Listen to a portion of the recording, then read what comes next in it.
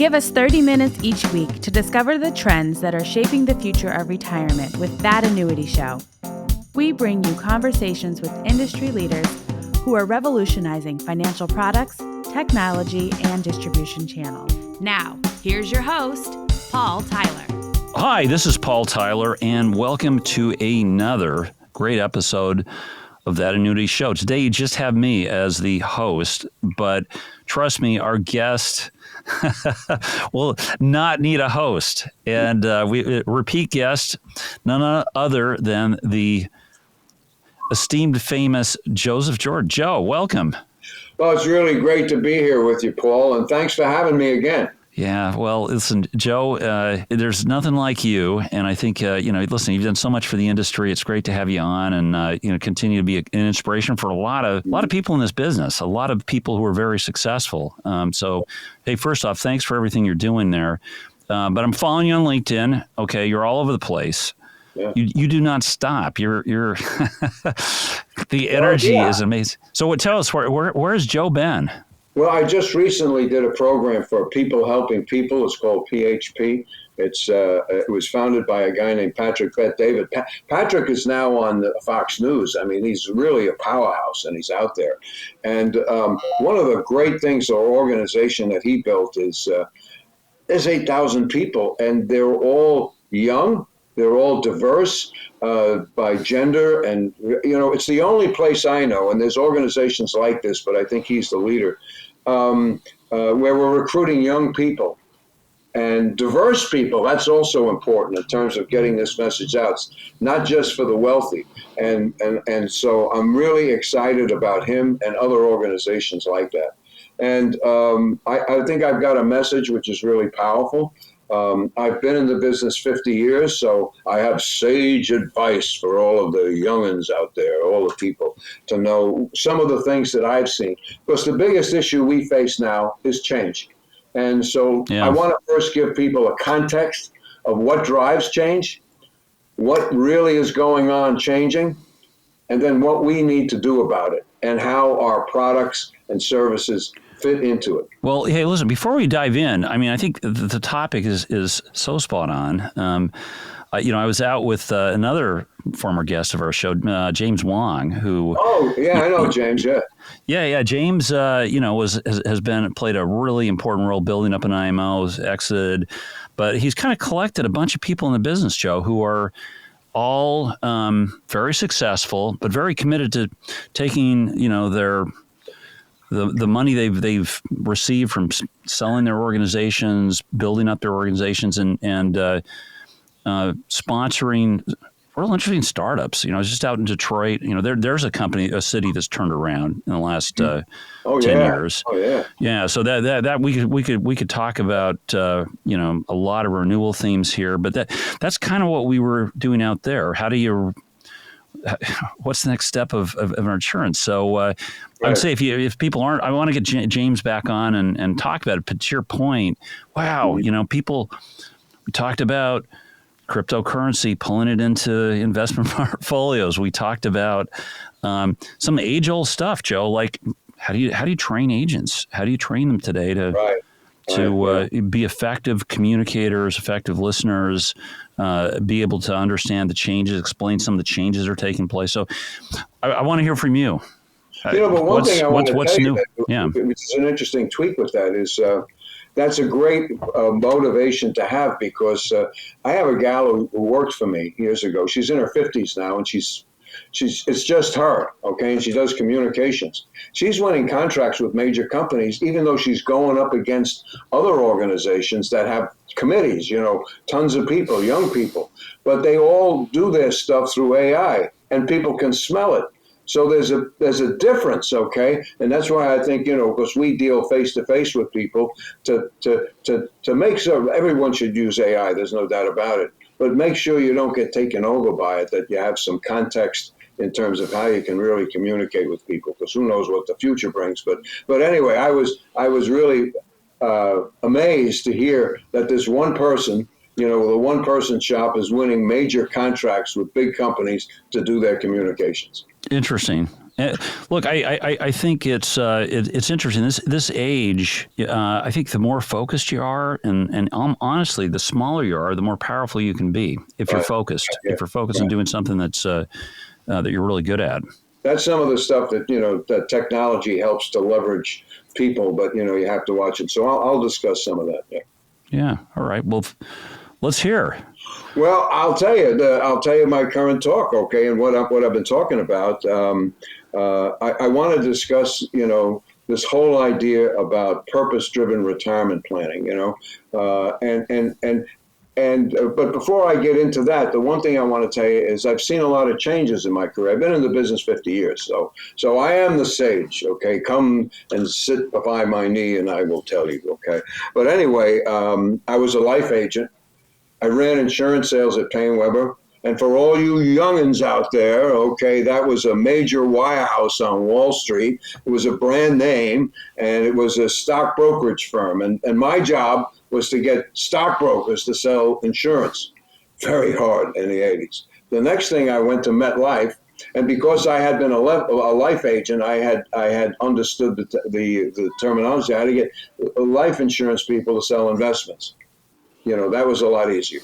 And so now what I do is I talk, and I'm an author and stuff like that. So I want to tell you what I've learned over the past 50 years and what are some of the drivers of change. Because I think if you understand the broader context of what is actually happening in the world, you get an idea of where you have to go. So I would tell you that what I've learned is there are 3 external drivers of change. There's regulations, there's technology, and then there's demographics. And you're going to be surprised about what I think is the major driver of change, okay?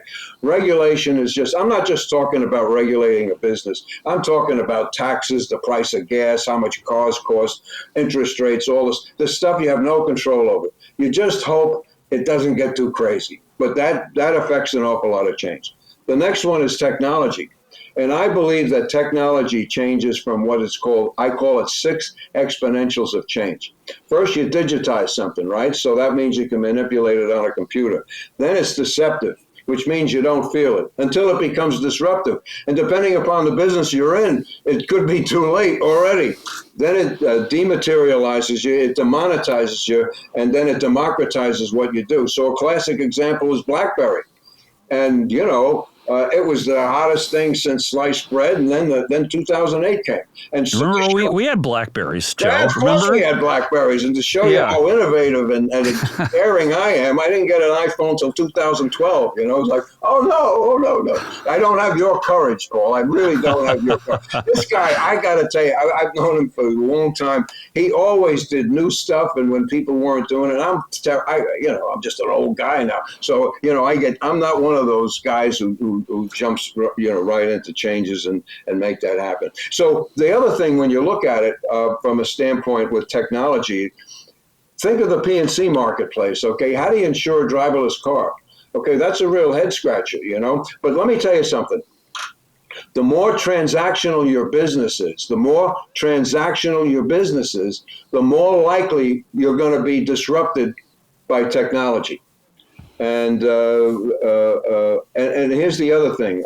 Insurance Newsnet, which is a great magazine. I love that one. By the way, you should all subscribe to it. I've never had an edition where I didn't get stuff out of it. And so, can I just shout out to Paul? Paul is the editor. He's great. Paul Feldman. Yeah. It's really the best. But anyway, they had the headline. It was the cover. Will AI replace all of us? Now, that's not just financial services. The whole planet is concerned about it. Young people are concerned.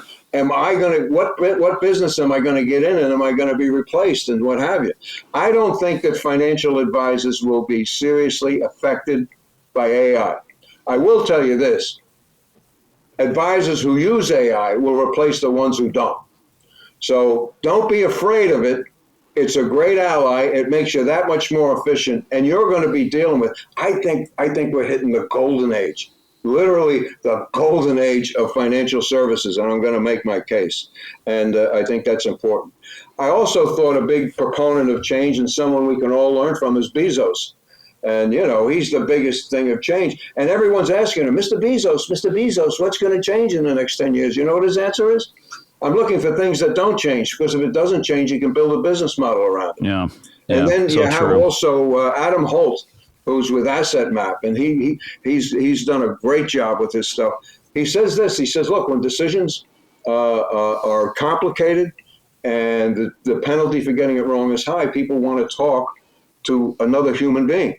And the guy who won the Nobel Prize for economics, right, Richard Taylor, he says this. He says, people don't think rationally when they make financial decisions, all right? He said, economics would be a great science if it only dealt with the way people actually behave versus the way they're supposed to behave. And that's the big issue that happens in financial services, okay? We deal with the left brain analytic all the time. But anyway, one thing I want to say is, I was very happy. You know, when I started, we all sold products and we stayed in our lanes.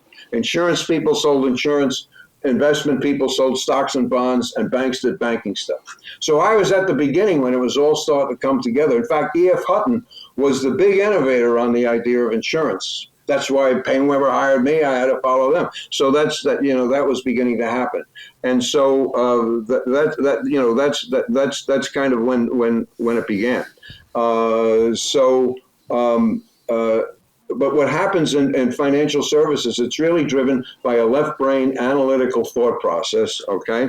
That and the paradigm of it is that people make rational decisions, okay, that's in their best interest all the time. Nobody who deals with the investing public believes that's to be true. Look, the left brain wants to be understood, but the right brain wants to be believed. And I'd rather be believed than understood any day. And so that's a fundamental basics that's there. Look, here's an issue. If the client doesn't get the concept, the details don't matter. And if the clients don't get the concept, the details don't matter. Not that details aren't important, but we put a lot of emphasis on the details and don't even know that we're not connecting to somebody. So I think that's something that's important. So what I think about the next concept is simply this: is the idea that what's going on in the world. Okay, the new change that I think is hitting financial services. Okay, the Arctic Ocean is opening up. There's the two things that I believe is happening, okay, that are fundamentally changing the world. One of them is the aging population, and the other one is global warming is giving us another ocean. Now, why the hell did Greenland come up? You know, people say, what's he scratching his? Well, that's because it's of that, you know. So understand the fundamentals, the basics, and understand that concept. So here's the new one. Those that retire to something are happier than people who retire from something. We always thought that our whole task was to make certain that people were financially secure, and then we walk away. But demographics, which I think is the most powerful change element out there, is having people now living even longer than perhaps they've worked. And so that's a fundamental thing, and we have to get underneath that. So everybody grew up in this thing from our parents to grandparents. Wait till you retire, man. It's cigars and golf, and you're going to have a ball, okay? Well, Eugene Cernan, one of the astronauts, said it. Actually, his wife said it, but it's good to use his name. She said, if you think going to the moon is hard, try staying home. So what happens is, guess what, gang? From a human perspective, and that's what I believe in the Christian Judeo foundations of what this country is, and I'm Jesuit trained, so it's men and women for others, it's what you can do for others. A big gap that's happening, which is an economic thing, fill the gap that happens, is the people that most people don't understand that retirement. So a lot of people don't take well to it. And the book that turned me around, I'm urging everybody to get it, okay? It's a book called How to Retire and Not Die.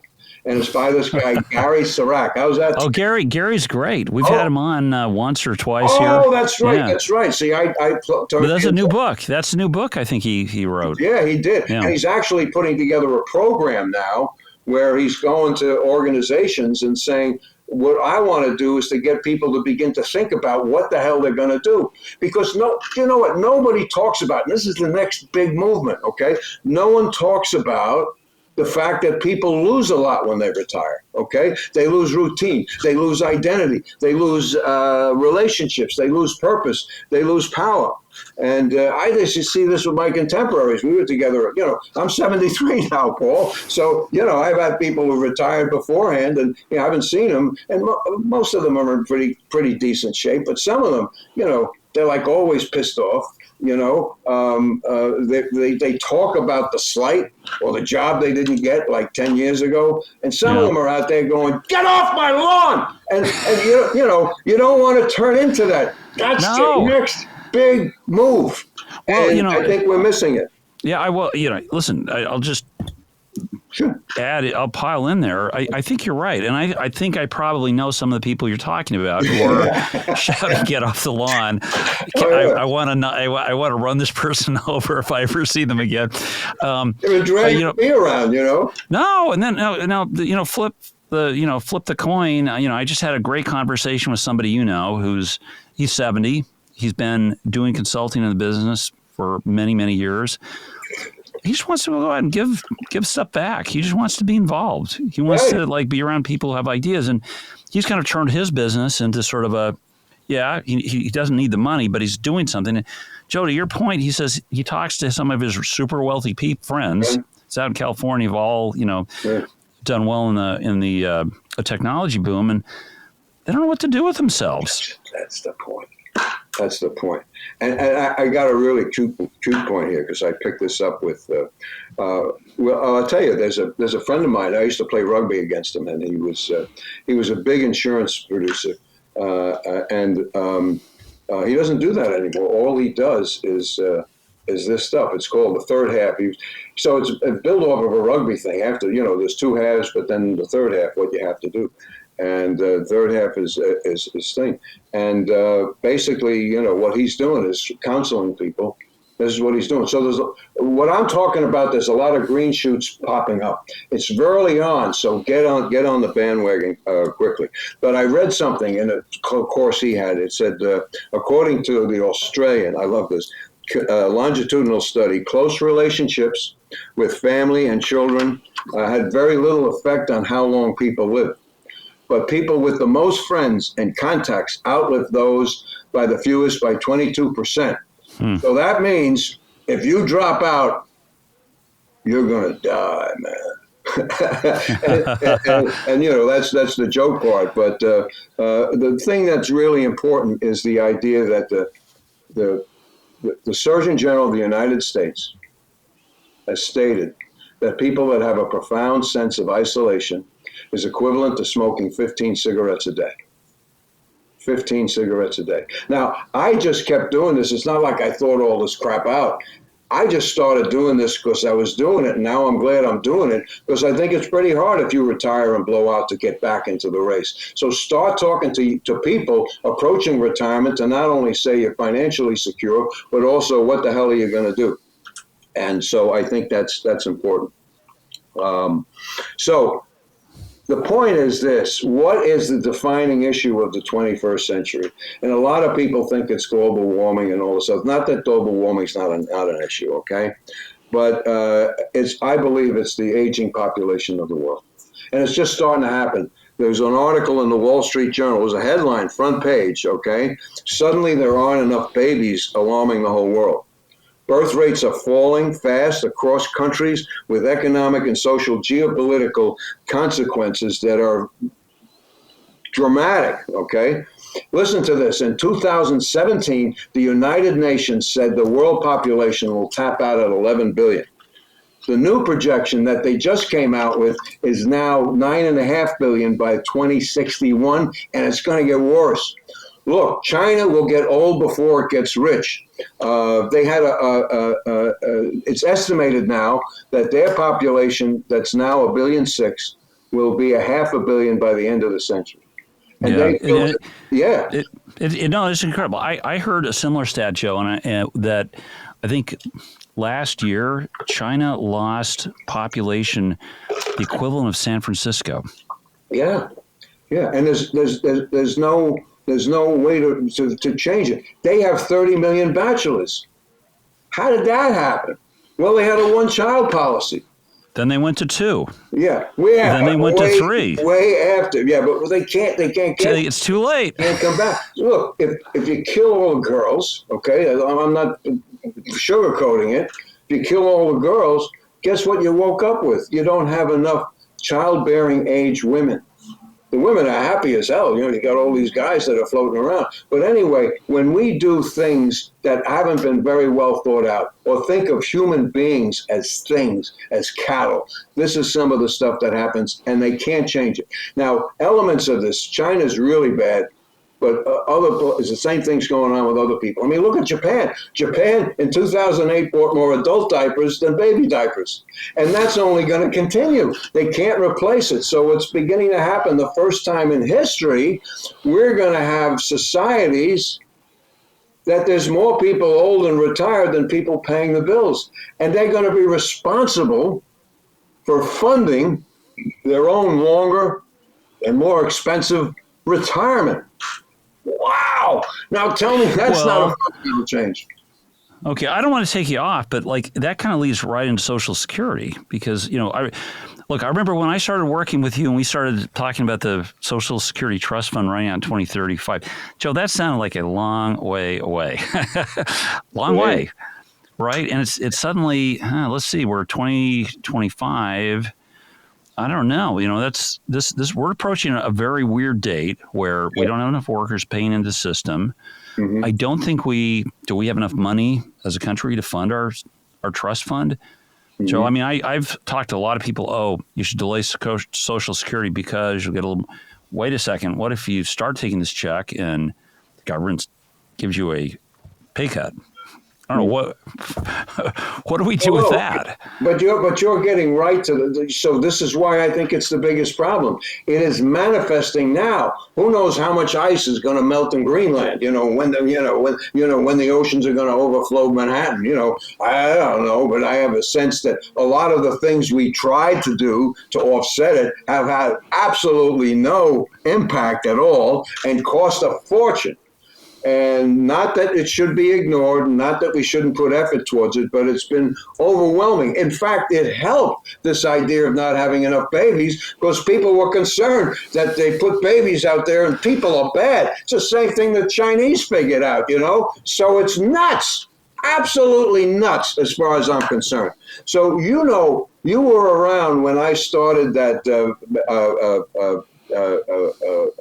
the whole thing about we sent out to all the MetLife clients, right? Legislative birthday campaign. Legislative birthdays, right. So we started sending out age 59, 62, and 70, saying right now you can take money out. Or 62, should you take Social Security or not? 70, now you have to take it out. But I was really focusing on 62 because I knew that what has to happen is we've got to get people to reflect on the idea of having a guaranteed lifetime income. Everybody there at 62 said, take Social Security now because it's going away. What we were showing was, and look, Social Security is the biggest immediate annuity in the world. We said, look, if you take it at 62 or you wait until 67, your normal retirement age, or if you wait till 70, you get 76% more. How does that happen? Because they have different investments? No, it's a mortality credit. It's what insurance companies do. They take risk from clients and they give it to the insurance company to deal with. So the people who live pay for the people who die in life insurance. The people who die pay for the people who live in annuities. So it balances out because you don't know when the hell you're going to die. And of course, this just cut right across the investments, paradigm, you know what I mean? You should always be in equities and, ride out the debt, all this stuff like that. So not that that's not true, but that was one of the fundamental changes. So that's what we did. So we sent out all these letters. We did a huge amount of business. And so that started the thing. And one of the things I'm pleased with, one of my emissaries, if you would, or person who I helped mentor was Tom Hegna.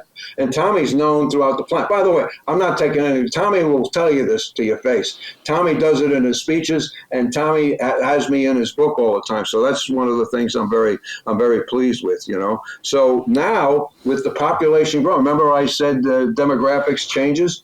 Well, now we're no longer 32 and the masters of the universe. That's how they got away with the 401k, right? Everybody used to have a pension, but they said, hey, let's do this. And so they took the liability from companies and they put it on individuals. But we were all the masters of the universe. Yeah, I can do my own dental work and do brain surgery on Thursday. This is the stuff that went around. So that's how they got away from it. This massive liability, good for the companies because the liability is that much bigger. But now we're responsible on our own. And that's the business that we're in. And if you're looking for young people, if you're looking for a job, okay, that will not be as affected by AI, and you're looking to make money, and on top of that, you're doing massive amount of good dealing with the biggest issue the planet faces, guess what? Here it is. Financial services, and a lot of the dialogues and stuff in terms of what people are looking at, that's changing too. So that's where our protection products, come into play. So that's what we were using Social Security as, because right now, guess what? Social Security will probably will decline by about 20% in 2033. It just went up. I don't want to get into those details. But by 2033, the trust fund that supports both retirement and disability benefits will be depleted and require a cut of 20%. Now, I'm looking at myself, okay? I'm 73, and so it's not that far off. It's only 10 years. I hope to be alive. Mine's going down by 20% would be about $12,000. Well, I'm getting hit with a double whammy, right? I'm getting hit with a double whammy because I'm having inflation erode my assets. Hopefully other investments will make up for it, but I don't know. But in terms of my guaranteed income that I thought would be there for life will be declined by $12,000. So it's a double whammy. So some of the things Social Security could do is, you get rid of 62, go to 68 maybe, and maybe push it to 70. Get rid of it's a joke to have inflation hedge because you're getting the double whammy, right? We should try to save as much money as possible and catch this, okay? The impact that this will have, all right? 37% of men and 42% of women rely on 50% or more for their retirement income. So whammo, not enough kids, help to make that happen. The other thing that's important about it too, I just wanted to throw this in. It's also a non-correlated asset, right. And that's important because there's this 60-40 portfolio that investment people came up with. If you put 60% in equities and 40% in bond, they're not correlated, and so that means when one goes up, the other goes down. Except if enough spaghetti hits the fan, they both go down. Well, we saw that happen during that whole COVID period because I think a lot of these bond instruments are the bonds today are not your grandfather's bonds. No. So that happened in 2022 or 23, one of those things. Yeah. They both went down. So there's a great authoritative source that I think people should look at. It's Wade Pfau. Okay, he wrote an article, and you should all get it. It says protection as an asset class. He said, time to hear. So anyway, this article is in the Insured Retirement Institute, which I'm very pleased. I was one of the founders of it. Started off as the National Association of Variable Annuities. He said this. He said, downside risks are present in both stocks and bonds, as evidenced in 2022. When both stocks and bonds experienced double-digit losses. Fixed index annuities, however, he's saying, everyone was banging on the annuities. He said fixed index annuities, principal protection alongside with the potential higher average returns than bonds, negating the non-correlation theory. So what he's saying is maybe the 40% should be index annuities, okay? And then he also stated that fixed income annuities also improve financial outcomes for individuals for both wealth and accumulation perspectives because it provides a guaranteed lifetime income. You're still at risk that the principal can go away. The number one fear people have in retirement is to say, I will run out of money. By the way, when you run out of money, it doesn't happen like the Thursday before it.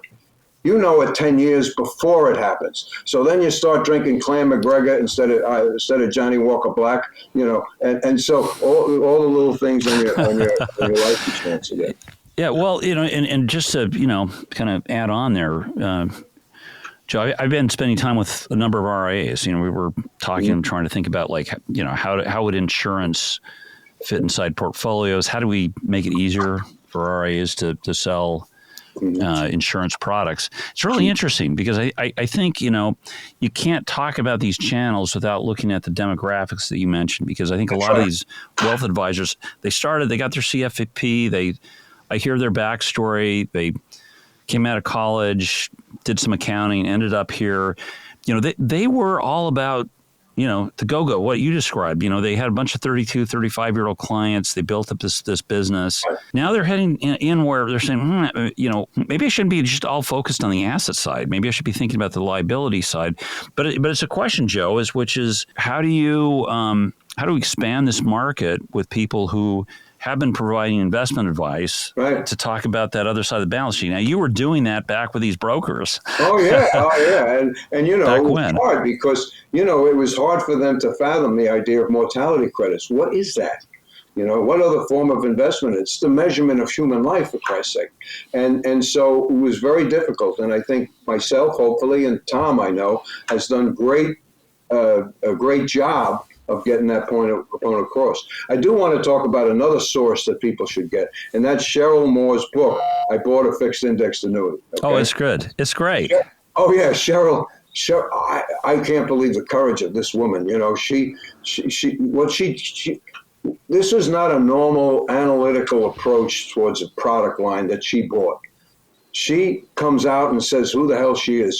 She called herself white trash, you know what I mean? She grew up hard. She saw the implications of bad decisions by her family. She's even had a child who committed suicide. And she comes out with this stuff where she's saying, this is who I am. So you know what? When I buy a financial product, I never want to see a downturn. And okay. If someone says that strong, you say, do you want fries with that? I mean, we fight it, you know what I mean? Because we can get a lot more money, but they're concerned about it. Okay, who cares what you think? It's what they think. And she just does it. And I would say people should buy it and give it to their clients to help them figure out. Because an indexed annuity is pretty cool when you use it in the 40% category because it's got some upside. I don't need to have a 14 times increase. If someone can just say, if inflation measured 3% a year on average, if I could just stay put with inflation, I'm happy. So let them do it. Tell them again, take fries with that. The other thing that creeps up when you get to retirement is the whole idea of managing taxes. So as you know, in our country, we wind up getting more taxes. We pay more taxes when our income goes up. And then there's this unbelievable thing called IRMA, which is Income-Related Monthly Adjustment Amount. By the way, it's not a tax, okay? It's a surcharge. Oh, okay. It's a tax, all right? And so what it means is, and I didn't know this, Medicare is means tested now. So they take your Medicare, your Social Security, which might be going down, to take it to pay for your Medicare premiums. And since you have a larger pool of people who are retiring, that's going to continue to go up. By the way, just as a sideshow, the medical system in the UK is collapsing. Why? There's just not enough babies, and nobody's found the formula to do that. And even if they did tomorrow, it would take a couple of generations for it to catch up. So guess what, folks? You is in there. And that means a great thing for our business, because people are going to have to come to us to help them pay for their more expensive and more expensive and longer retirement. So one thing you would do in your planning is to say, well, is there any income I can get that is not included in my taxable income? Well, yeah, one of them are Roth accounts. So you should really be thinking about Rothizing some of your business, some of your qualified plans. By the way, since they extended the tax law, does people know this? That the taxable income up to $429,000 up to $429,000. The effective rate is 20%. So you get a younger person, they can just start harvesting some of this, putting it into a never taxable and always taxable environment into a never taxable environment. And that's something that people can start working on right now, because everyone knows that taxes are going to have to go up given these deficits that we have. And what are you going to deal with? So, and I'm not only talking about wealthy people, I'm talking about, just regular folks, because they think that will be their legacy. Well, Uncle Sam can change those rates. I mean, right now, the marginal rate at $429,000 is something along the lines of like 30%. That's a pretty big boost. And if they raise that, maybe it's 40%. So if it's in a non-taxable environment, 100% of it is. Or you could use it to buy life insurance. Oh, did I mention life insurance? Yes. You can get life insurance. And right now you can put a lot of money in it. And any loans that you take out from life insurance is not considered taxable income. The other thing that's also going to be happening is the future will include home equity. So you can go either on the reverse mortgage side, which is debt, or you can do these things where people on the equity side can buy a portion of your house, and it goes. It's all cleaned up. They can't throw you out of the house. It comes out on a tax-free basis. So think of that. What happens is I'm losing 20%. Well, I've got some of my income coming to me on a tax-free basis. So that means that less money is being taken out of my Social Security account, which raises it to pay for my Medicare. And, that's another strategy that people can use. That's the important part of our business. And, as I said, properly funded life insurance does that too. And David McKnight wrote a book about it. So that's another source that people can do.